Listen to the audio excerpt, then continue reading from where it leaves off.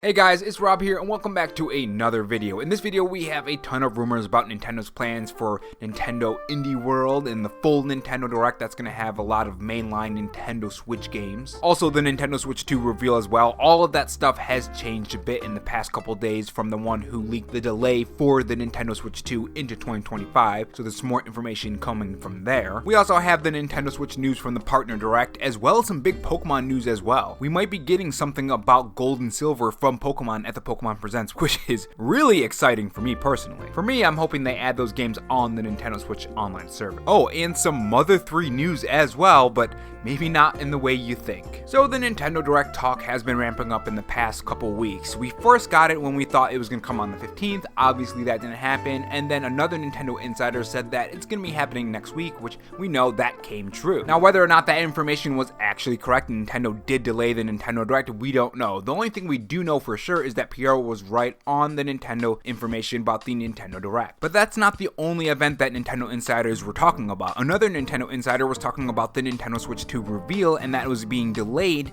until June 2nd now. Apparently there's also going to be an Indie World Direct and a Nintendo Direct as well in the coming months. This is what Stealth40k on Twitter has to say. The leaker who dropped the information first about Nintendo Switch's 2 move to early 2025 first had more to say. March Indie World Direct, April Nintendo Direct, June Switch 2 reveal. Now the reason why I mentioned the original Nintendo Direct is because if that 15th date was correct and then they decided to delay it because of Microsoft's podcast, then it makes sense that the Nintendo Switch 2 Direct reveal is gonna be delayed until June, assuming that the 15th date was actually the original plan anyways in the first place. But yeah, as far as that goes, there's supposed to be a March Indie Nintendo Direct, an April full Nintendo Direct, and a June Switch 2 reveal. Now the interesting thing about this is Nintendo insider Jeff Grubb has said that there could possibly be some kind of marketing push for Metroid Prime 4 in May. Now he does say that was old information and it could have changed, but if it didn't change, this Nintendo Direct placement makes a lot of sense if there's going to be a marketing push for Metroid Prime 4 during that time. If it does happen, then more than likely we'll definitely get a trailer for Metroid Prime 4 or at very least an update or something from this game at that Nintendo Direct during April. The great thing about this specific information is that if that indie Nintendo Direct doesn't happen, more than likely this is probably fake. Now that's not the only fun information we have. Apparently a Pokemon Presents was announced. This is what Pokemon's Twitter account said. Did somebody say Pokemon Presents? Tune in to our official channel at 6 a.m. PST on February 27th to view exciting Pokemon news in celebration of Pokemon Day 2024. Now something since then has popped up and it's very interesting. It gets me really excited for this Pokemon Presents. So check out what My Nintendo News. The Pokemon Company announced earlier today that there will be a Pokemon presentation on Pokemon Day, which is next Tuesday. Advertising the event in a short video on social media, the description of Pokemon Gold and Silver were displayed below the video on the mobile app, which linked to the showcase specifically to Gold and Silver. It is not clear whether the games will be remakes, much like Pokemon Brilliant Diamond and Shining Pearl, which I hope not, to be honest. I did not like those. And alternatively, a release on the Nintendo Switch online service. Either way, we will find out for sure next Tuesday on the 27th of February. So honestly, I do hope this is the Nintendo Switch online service, or a remake would be great, but honestly,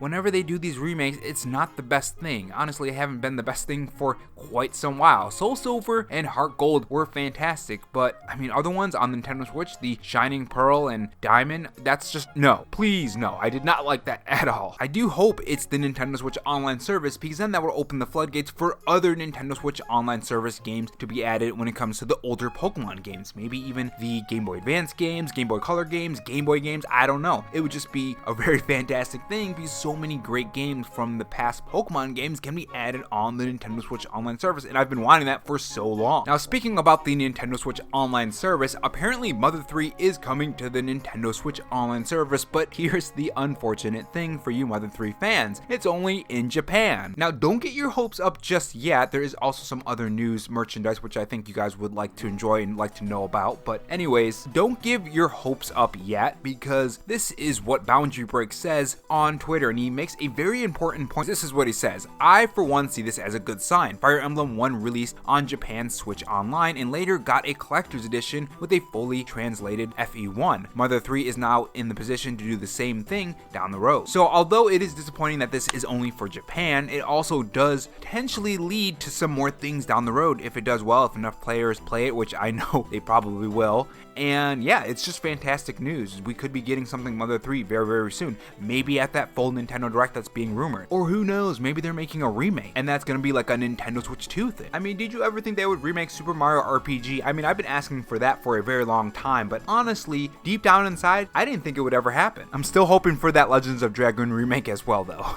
Now, aside from that, Mother 3 merch was also announced if you guys want to check these out as well. And switching over to some more Nintendo Switch news, the Nintendo Direct news, we have the partner showcase. Now, I'm just going to talk about the bigger games that I really like or I think are pretty big. If you guys want me to do a full breakdown of the whole Direct, I will do it, but I think there are some pretty big games or fun games that I think I enjoyed or will enjoy once I get my hands on. So the first one is about the Xbox stuff. So Grounded did hit the Nintendo Switch. It is coming to the Nintendo Switch, but Hi-Fi Rush didn't hit the Nintendo Switch yet anyways. It is coming to the PlayStation 5. That was also announced, so I'm guessing maybe eventually it's going to come to Nintendo Switch, maybe for the Nintendo Switch 2. Now the release date for Grounded is going to be April 6th, 2024. Now this is a game that I am kind of interested in. I've been wanting to try some new games that I usually don't try. I usually stick to RPGs or open world games, sometimes looter shooters. Those are more in the line of what games I play, but I've been trying to expand my taste in gaming. So if you guys have any other recommendations, maybe something on Game Pass, because I do have Game Pass, tell me in the comment section below and I'll try them out. Maybe I'll even make a video if I like the game enough. Now we also do have a pretty interesting game. Speaking of games that I usually don't end up playing, Unicorn Overlord. I've never played it. There's a demo on the Nintendo Switch eShop. Maybe I'll do a video if I like it enough, but it looks pretty interesting to me and I'm gonna check it out. That's something on my list as well. Now the release date for this game is on March 8th. Now depending on how much it is, I may pick it up, and also depending on how much money I have in my bank account as well. Still gotta get new tires on my car. But the next one is a very interesting one. It's a 3DS game. The first Monster Hunter Stories. Now this is pretty interesting because we don't really see a lot of 3DS games hit the Nintendo Switch too often. But with Monster Hunter Story 1, and we also have Luigi's Mansion HD 2, it makes me wonder if there are any other 3DS games that are gonna get this HD upscale and put on the Nintendo Switch. I'm really hoping for Kid Icarus Uprising. I mean, that is perfect for the Nintendo Switch. If they start bringing over some of the 3DS games that could fit on the Switch, I would love that game. It is rumored still. And the next one is a remake for Disney's Epic Mickey. Now, this is a game that a lot of people are saying is a really fantastic game, and I've never played it. So again, stepping out of my comfort zone when it comes to games, I may try this game with GameFly. Oh, and by the way, the release date for the Monster Hunter game is going to be in the summer. Almost forgot about that. But yeah, this game looks fantastic too. Now, the next one is really interesting because this was actually leaked out early. We found some information on Shin Megami Tensei 5 Vengeance coming to the Nintendo Switch, and we knew it was probably going to happen at a partner direct. That's what I guessed, and here we have it. It is going to be a DLC with new monsters, new quests, new areas, and overall a new story for Monster Hunter. Not Monster Hunter. I still have the 3DS stuff on my brain. I'm really excited for the possibilities of that. Shin Megami Tensei 5. Now, I actually own this game, but I never actually got around to playing it, so I still have to play through the main game. Maybe we'll stream it or something, I don't know. But yeah, this is really exciting too, because I do enjoy these kind of games. Persona, Shin Megami Tensei, just RPGs in general. Like I said, I have a very set specific type of games I like to play. I do play other games, you know, sometimes I play FPSs, but overall, I do really love RPGs, and this is one of the games that I've always wanted to play through, but I just haven't found the time. Now this comes out on June 21st, which is really great because that gives me tons of time to play through the main game. And the next one is Star Wars Battlefront Classic Collection. This is something I'm really excited for. I've never played it before, but I love my multiplayer shooters and it looks like a great time. And I've heard the older classic Battlefront games are really fantastic, so I mean, I'm hyped for it. Now this comes out on March 14th, so not that long of a wait actually. And the next one I'm kind of interested in, it has piqued my interest, is the Sword Art Online game. Now Sword Art Online, I have a funny relationship with that. Some things I like from the anime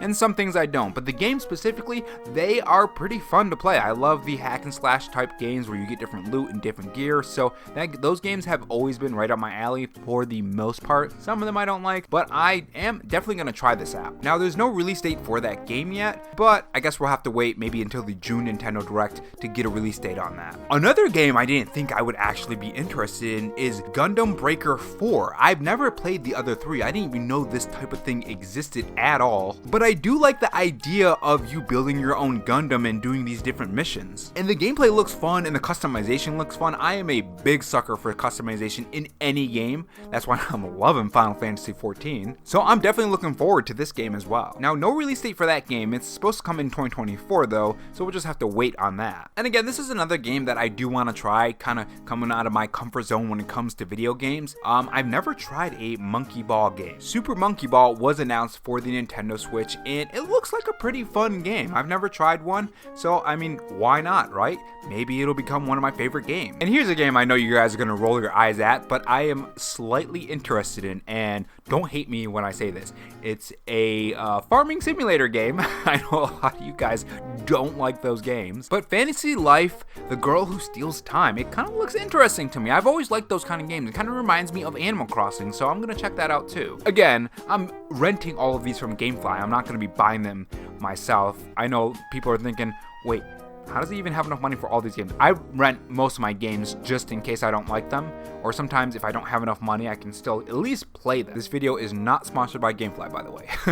But yeah, that's going to be available October 4th, 2024. Now the next one we actually have seen in a past indie Nintendo Direct, I believe it was. I don't think it was a partner showcase, but I've been waiting to see more from this game, and what I didn't expect for it to have an actual story, and that game is Another Crab's Treasure, a Souls-like underwater fighting game. It just looks really wacky, really fun, and the fact that it does have some sort of story is just the cherry on top. And not only that, but I love the art style of it. It looks fantastic. It just looks like a fun game, and I'm really looking forward to that. Now that's coming out on April 5th, 2025, and honestly, I probably will be reviewing that game, more than likely. And moving on to some more Nintendo Switch news, we have Battletoads, Battle Maniacs being added to the Nintendo Switch Online service, as well as Killer Instinct, two big Super Nintendo games that look fantastic, and I can't wait to try those out because I'm a big fan of the Super Nintendo, and those games I actually have played surprisingly. So to be able to play them again on the Switch is always fun, and you know, games being added to the service is always great. Now there are some other ones that are being added, like